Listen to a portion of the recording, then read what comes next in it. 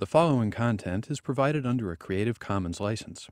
Your support will help MIT OpenCourseWare continue to offer high-quality educational resources for free. To make a donation or view additional materials from hundreds of MIT courses, visit MIT OpenCourseWare at ocw.mit.edu. Good morning. We should start with a confession for those of you looking at this on OpenCourseWare that I'm currently lecturing to an empty auditorium. The fifth lecture for 600 this term, we ran into some technical difficulties, which left us with a recording we weren't very satisfied with. So this is a redo, and if you will hear no questions from the audience, and that's because there is no audience. Nevertheless, I will do my best to pretend. I've been told this is a little bit like giving a speech on the floor of the U.S. Congress when C-SPAN is the only thing watching. Okay. Computers are supposed to be good for crunching numbers. And we've looked a little bit at numbers this term. But I now want to get into looking at them in more depth than we've been doing. Python has two different kinds of numbers.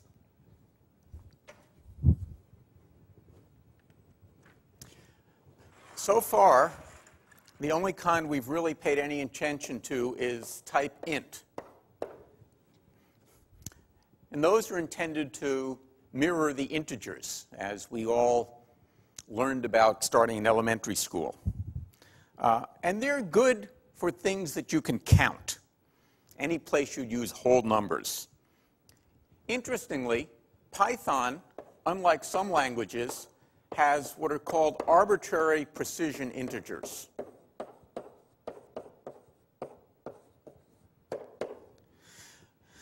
By that, we mean you can make numbers as big as you want them to. Let's look at an example. We'll just take a for a variable name, and we'll set a to be 2 raised to the 1,000th power. That, by the way, is a really big number. And now what happens if we try and display it? We get a lot of digits. You can see why I'm doing this on the screen instead of writing it on the blackboard. I'm not going to ask you whether you believe this is the right answer. Trust me. Trust Python. I would like you to notice at the very end of this is the letter L. What does that mean? It means long.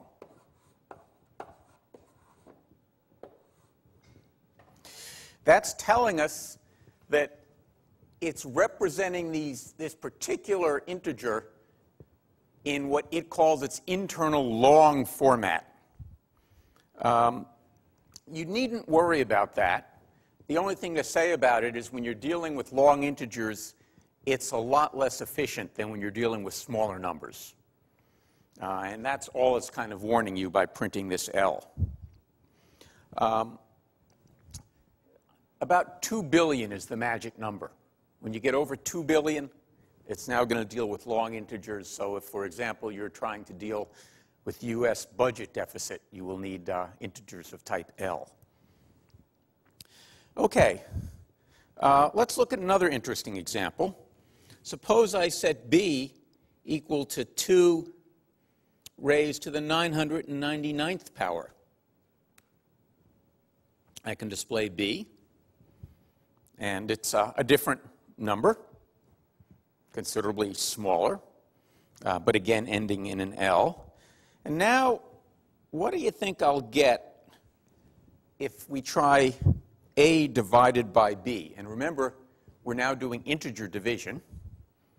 Well, let's see. We get 2L. Well, you'd expect it to be 2, because if you think about the meaning of exponentiation, indeed, the difference between raising something to the 999th power and to the 1,000th power should be, in this case, 2, since that's what we're raising to a power. Why does it say 2L, right? 2 is considerably less than 2 billion. And that's because once you get L, you stay L. Not particularly important, but kind of worth knowing. Well, why am I bothering you with this whole issue of how numbers are represented in the computer? In an ideal world, you would ignore this completely and just say numbers do what numbers are supposed to do. But as we're about to see, sometimes in Python, and in fact in every programming language, things behave contrary to what your intuition suggests. And I want to spend a little time helping you understand why this happens. So let's look at a different kind of number. And now we're going to look at what Python and almost every other programming language calls type float,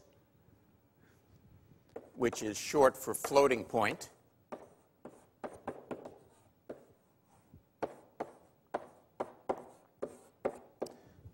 And that's the way that programming languages typically represent what we think of as real numbers. So let's look at an example. I'm going to set the variable x to be 0.1, 1/10. And now we're going to display x. Take a look at this. Why isn't it 0.1? Why is it 0.1, a whole bunch of zeros, and then this mysterious 1 appearing at the end? Is it because Python just wants to be obnoxious and is making life hard? No. It has to do with the way the numbers are represented inside the computer. Python, like almost every modern programming language, represents numbers using the IEEE floating point standard. And it's IEEE 754.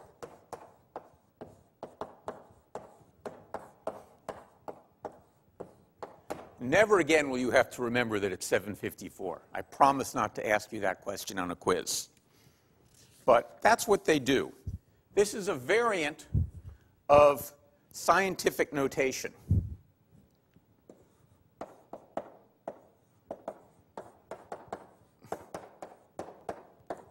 Something you probably learned about in high school as a way to represent very large numbers. Typically, the way we do that is we represent the numbers in the form of a mantissa.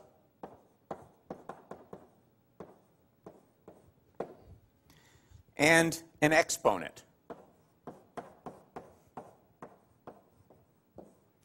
So we represent a floating point number as a pair of a mantissa and an exponent.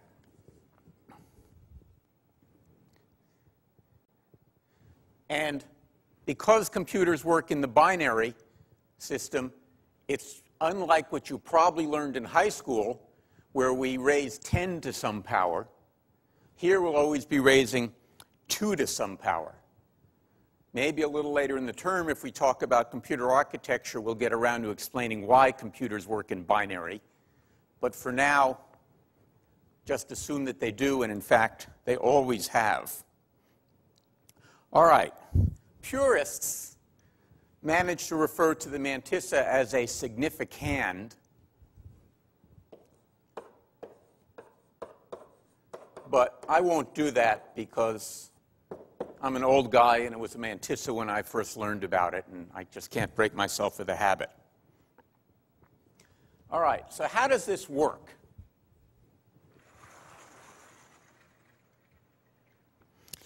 Well, when we represent something, the mantissa is between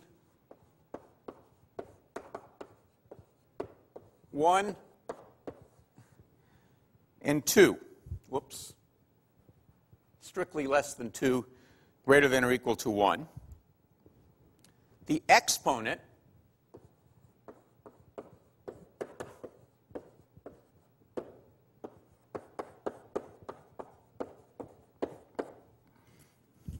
is in the range minus 1022 to plus 1023. So this lets us represent numbers up to about 10 to the 308th, plus or minus, 10 to 308 plus or minus. So quite a large range of numbers. Where did these magic things come from? You know, what kind of a strange numbers to see here. Well, it has to do with the fact that computers typically have words in them. And the words today in a modern computer are 64 bits. For many years, they were 32 bits. Before that, they were 16 bits. Before that, they were 8 bits. They continually grown. But we've been at 64 for a while, and I think we'll be stuck at 64 for a while. So as we do this, what we do is we get 1 bit for the sign. Is it a positive or a negative number? 11 for the exponent. And that leaves 52 for the mantissa.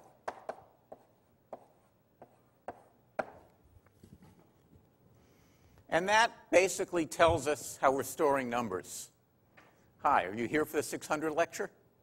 There is none today because we have a quiz this evening. It's now the time that the lecture would normally have started, and a couple of students who forgot that we have a quiz this evening instead of a lecture just strolled in and now strolled out. Okay. You may never need to know these constants again, but it's worth knowing that they exist, and that basically this gives us about the equivalent of 17 decimal digits of precision. So we can represent numbers up to 17 decimal digits long. This is an important concept to understand, that unlike the long ints where they can grow arbitrarily big, when we're dealing with floating points, if we need something more than 17 decimal digits, in Python at least, we won't be able to get it. And that's true in many languages. Now, the good news, this is an enormous number, and it's highly unlikely that ever in your life you will need more precision than that. All right. Now, let's go back to the 0.1 mystery that we started at and ask ourselves why we have a problem representing that number in the computer. Hence, we get something funny out when we try and print it back. Well, let's look at an easier problem first. Let's look at representing the fraction 1/8. That has a nice representation. That's equal in decimal to 0.125. And we can represent it conveniently in both base 10 and base 2. So if we want to represent it in base 10, what is it? What is that equal to? Well, we'll take a mantissa, 1.25, and now we need to multiply it by something that we can represent nicely. And in fact, that will be times 10 to the minus 1. So the exponent would simply be minus 1, and we have a nice representation. Suppose we want to represent it in base 2. What would it be? 1.0 times, anybody? Well, 2 to the minus 3. So in binary notation, that would be written as 0.001. So you see, 1/8 is kind of a nice number. We can represent it nicely in either base 10 or base 2. But how about that pesky fraction 1 over 10?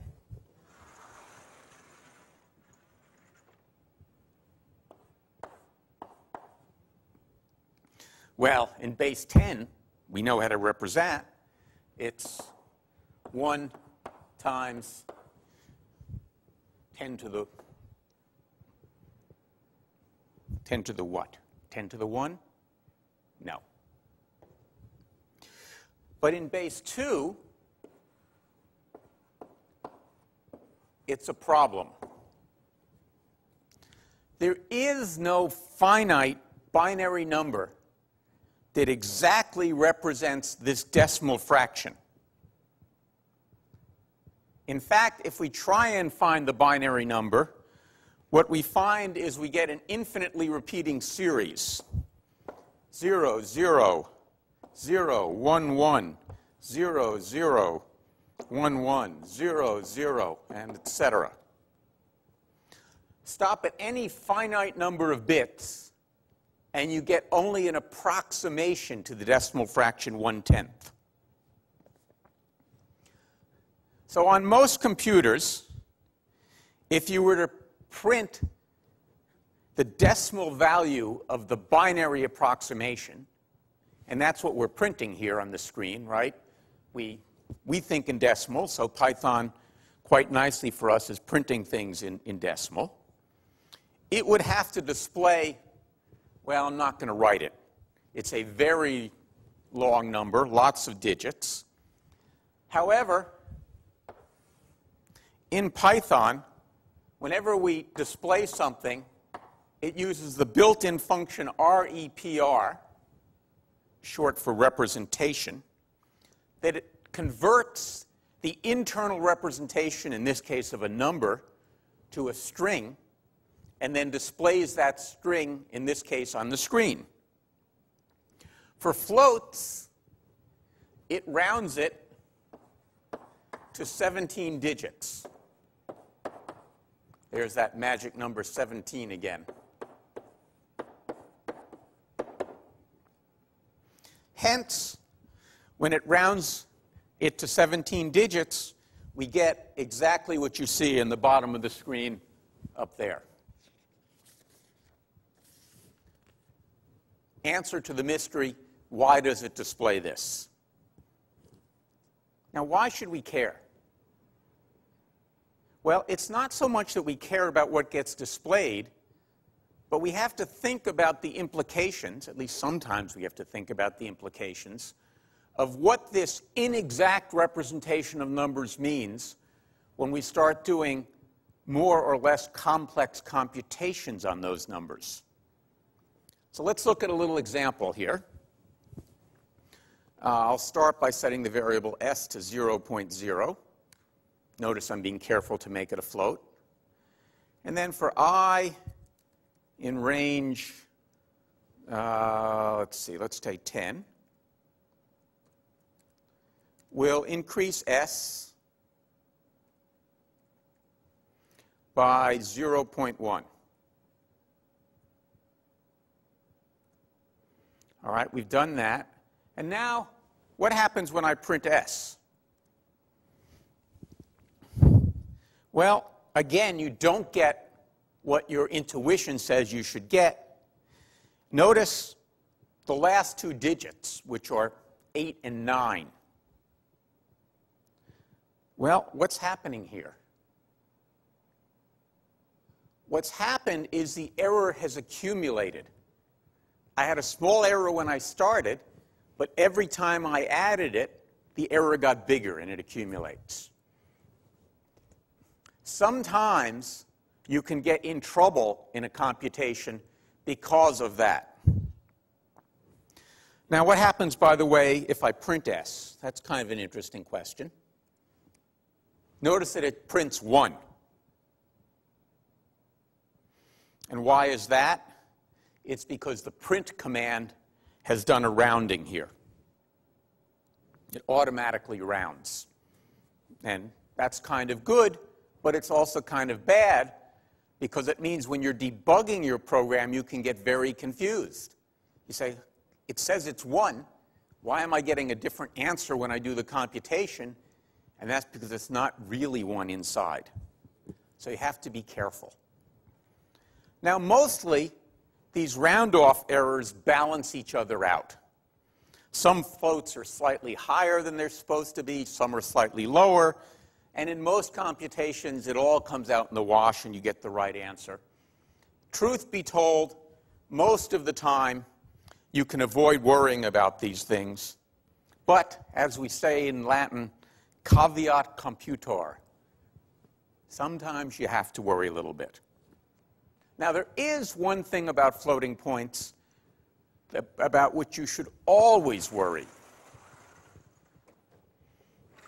And that's really the point I want to drive home. And that's about the meaning of double equal.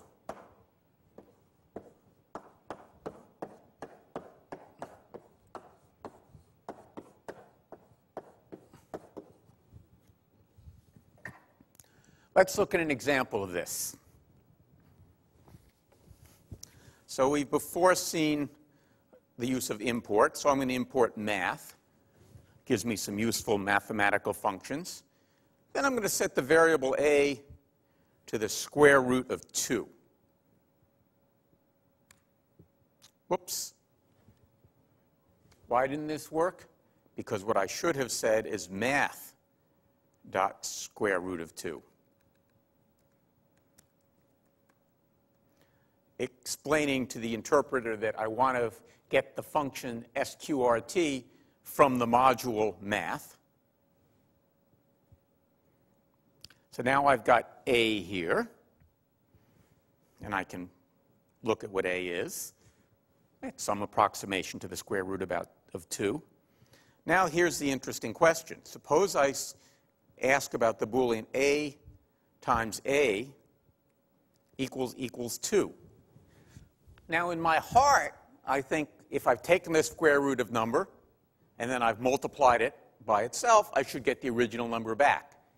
After all, that's the meaning of square root.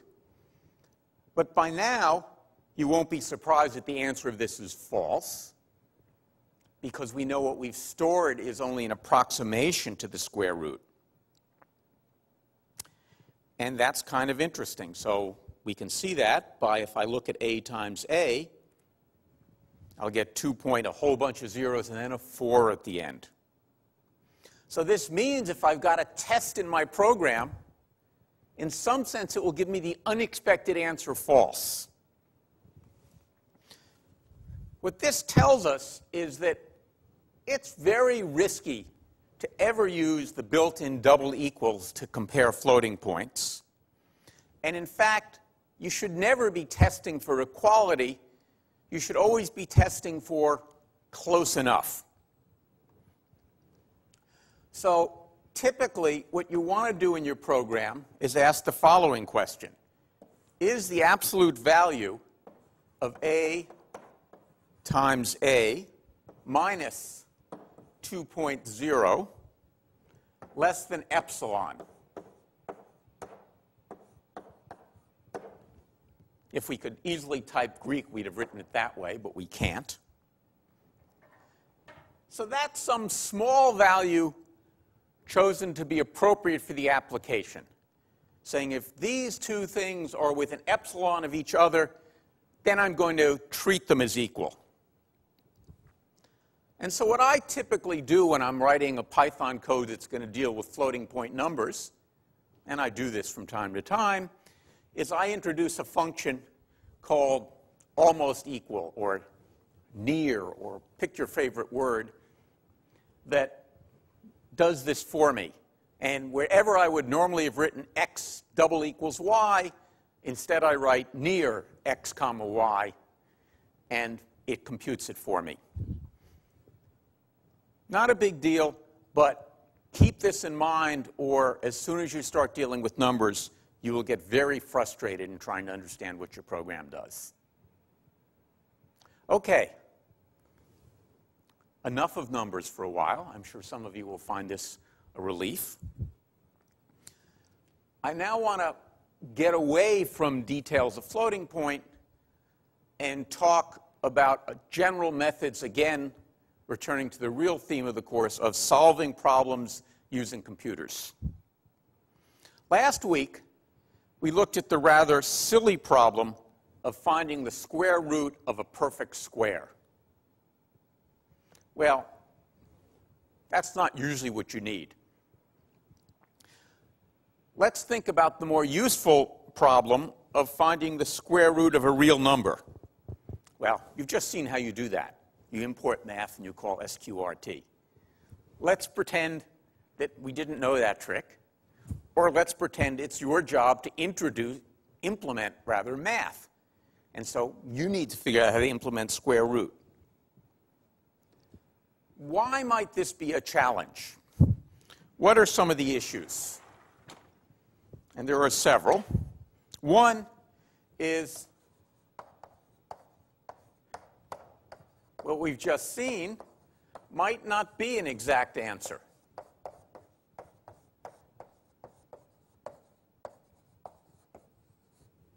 For example, the square root of 2.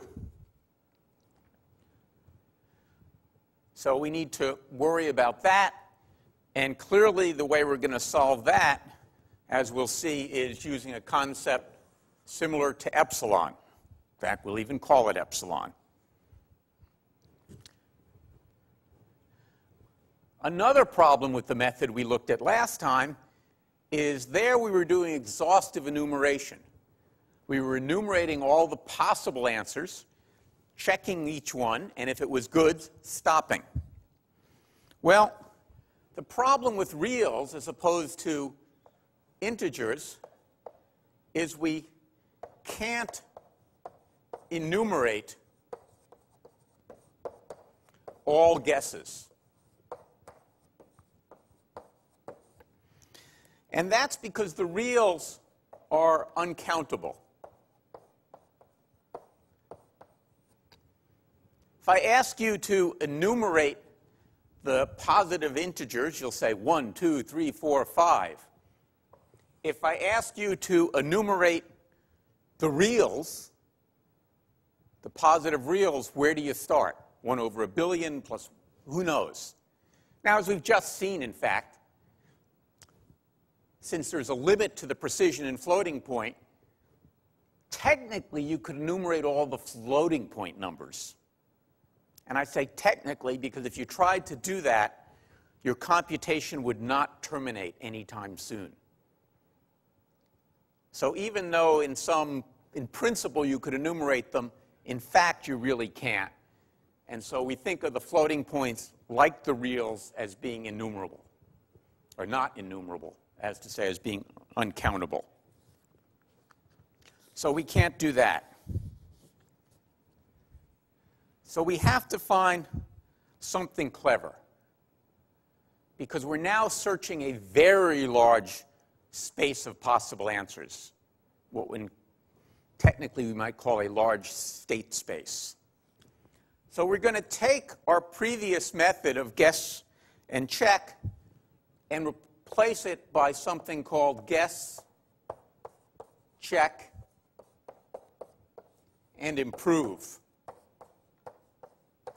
Previously, we just generated guesses in some systematic way, but without knowing that we were getting closer to the answer.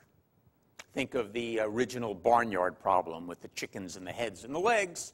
We just enumerated possibilities, but we didn't know that one guess was better than the previous guess.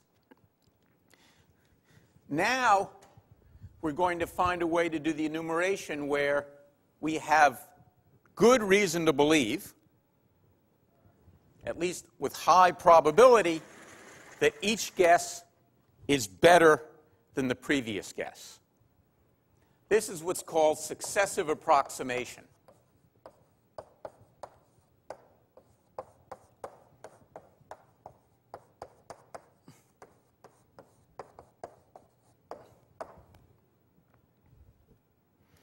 And that's a very important concept.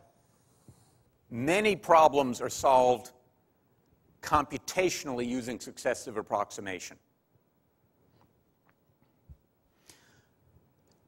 every successive approximation method has the same rough structure. You start with some guess, which will be the initial guess.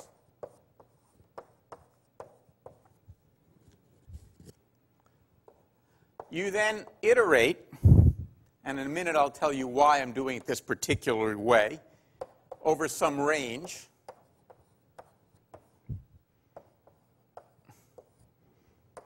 I've chosen 100, but it doesn't have to be 100, just some number there. If f of x, that is to say some function of my, whoops, I shouldn't have said x. My notes say x, but it's the wrong thing. If f of x, f of the guess is close enough, so for example, if when I square guess, I get close enough to the number whose square root I'm looking for, then I'll return the guess.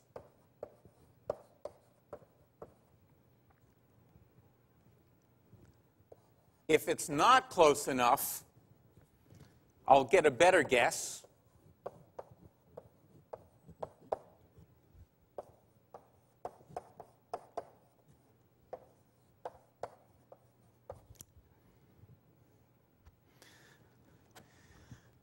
If I do my, in this case, 100 iterations, and I've not gotten a guess that's good enough, I'm going to quit with some error, saying, wow, I thought my method was good enough that 100 guesses should have gotten me there. If it didn't, I may be wrong. I always like to have some limit so that my program can't spin off into the ether guessing forever. Okay, let's look at an example of that.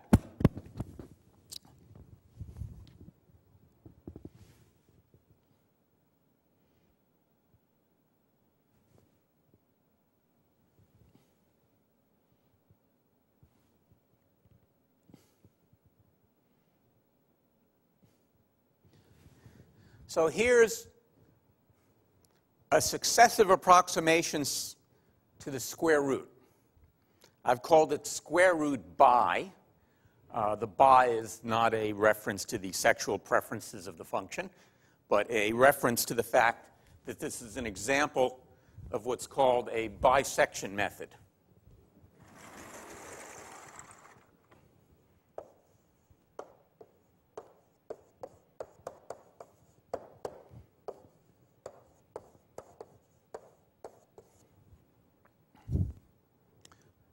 The basic idea behind any bisection method is the same, and we'll see lots of examples of this semester, is that you have some linearly arranged space of possible answers.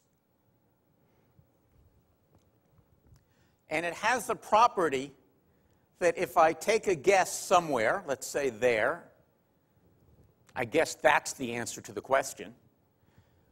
If it turns out that's not the answer, I can easily determine whether the answer lies to the left or the right of the guess. So if I guess that 89.12 is the square root of a number, and it turns out not to be the square root of the number, I have a way of saying, is 89.12 too big or too small? If it was too big, then I know I better guess some number over here. If it was too small, then I better guess some number over here. Why do I call it bisection? Because I'm dividing it in half. And in general, as we'll see, when I know what my space of answers is, I always, as my next guess, choose something halfway along that line. So I made a guess, and let's say it was too small. And I know the answer is between here and here. This was too small. I now know that the answer is between here and here. So my next guess will be in the middle. The beauty of always guessing in the middle is that each guess, if it's wrong, I get to throw out half of the state space. So I know how long it's going to take me to search the possibilities in some sense, because I'm getting logarithmically progress. This is exactly what we saw when we looked at recursion in some sense, where we solved the problem by, at each step, solving a smaller problem. The same problem, but on a smaller solution space. Now, as it happens, I'm not using recursion in this implementation we have up on the screen. I'm doing it iteratively, but the idea is the same. So we'll take a quick look at it now, then we'll quit, and we'll come back to it in the next lecture a little more thoroughly.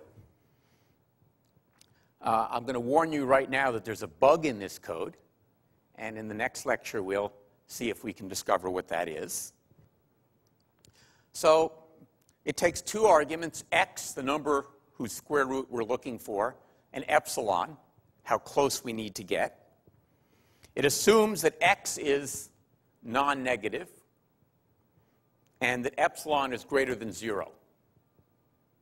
Why do we need to assume that epsilon is greater than 0? Well, if we made epsilon 0 and then say we're looking for the square root of 2, we know we'll never get an answer.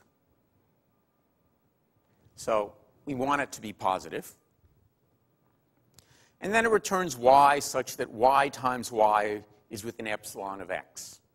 It's near, to use the terminology we used before. The next thing we see in the program is two assert statements. This is because I never trust the people who call my functions to do the right thing. Even though I've said I'm going to assume certain things about x and epsilon, I'm actually going to test it. And so I'm going to assert that x is greater than or equal to 0 and that epsilon is greater than 0. What assert does is it tests the predicate, say x greater than or equal to 0. If it's true, it does nothing. It just goes on to the next statement. But if it's false, it prints a message, the string, which is my second argument here, and then the program just stops. So rather than my function going off and doing something bizarre, for example, running forever, it just stops with a message saying, you called me with arguments you shouldn't have called me with. All right, so that's the specification, and then my check of the assumptions. The next thing it does is it looks for a range such that I believe I am assured that my answer lies between these values. And I'm going to say, well, my answer will be no smaller than 0 and no bigger than x. Now, is this the tightest possible range? Maybe not. But I'm not too fussy about that. I'm just trying to make sure that I cover the space. Then I'll start with a guess. And again, I'm not going to worry too much about the guess. I'm going to take low plus high and divide it by 2. That is to say, choose something in the middle of this space. And then essentially do what we've got here. So it's a little bit more involved here. I'm going to set my counter to 1, just to keep checking. Then say, while the absolute value of the guess squared minus x is greater than epsilon, that is to say, while my guess is not yet good enough, and the counter is not greater than 100, I'll get the next guess. Notice, by the way, I have a print statement here, which I've commented out. But I sort of figured that my program would not work correctly the first time. And so when I first typed it, put in a print statement that would let me see what was happening each iteration through this loop, so that if it didn't work, I could get a sense of why not. In the next lecture, when we look for the bug in this program, you will see me uncomment out that print statement. But for now, we go to the next thing. And we're here. We know the guess wasn't good enough. So I now say, if the guess squared was less than x, then I will change the low bound to be the guess. Otherwise, I'll change the high bound to be the guess. So I move either the low bound or I move the high bound. Either way, I'm cutting the search space in half each step. I'll get my new guess. I'll increment my counter, and off I go. In the happy event that eventually I get a good enough guess, you'll see I'll exit the loop. When I exit the loop, I check, did I exit it because I exceeded the counter, i.e. I didn't have a good enough guess? If so, I'll print the message iteration count exceeded. Otherwise, I'll print the result and return it. Now again, if I were writing a square root function to be used in another program, I probably wouldn't bother printing the result and the number of iterations and all of that. But again, I'm doing that here because we want to see what it's doing. All right, we'll run it a couple times, and then I'll let you out for the day. Let's go do this.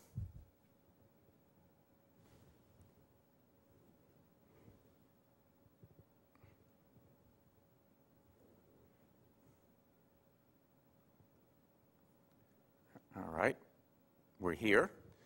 Well, notice when I run it, nothing happens. Why did nothing happen? Well, nothing happened because it was just a function. Functions don't do anything until I call them. So let's call it.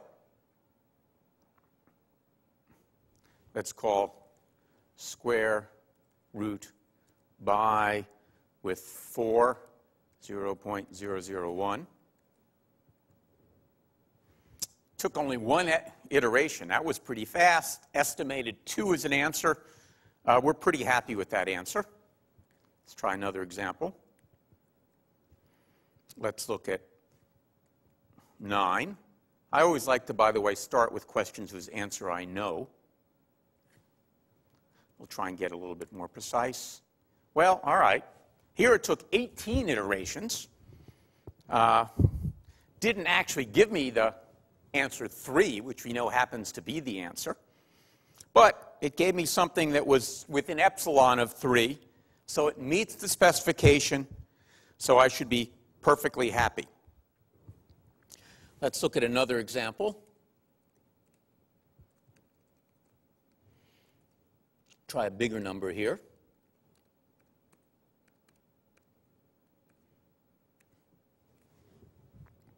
All right, so I've looked for the square root of 1,000. Here it took 29 iterations. We're kind of creeping up there. Gave me an estimate. Let's look at our infamous example of 2, see what it does here.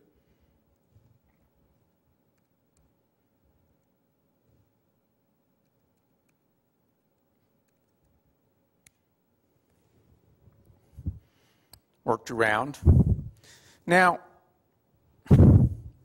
we can see that it's actually working, and I'm getting answers that we believe are good enough answers. But we also see that the speed of what we talk about as convergence, how many iterations it takes, the number of iterations, is variable. And it seems to be related to at least 2 things, and we'll see more about this in the next lecture: the size of the number whose square root we're looking for, and the precision to which I want the answer. Next lecture, we'll look at what's wrong with this one, and I would ask you to, between now and the next lecture, think about it, see if you can find the bug yourself. We'll look first for the bug, and then after that, we'll look at a better method of finding the answer. Thank you.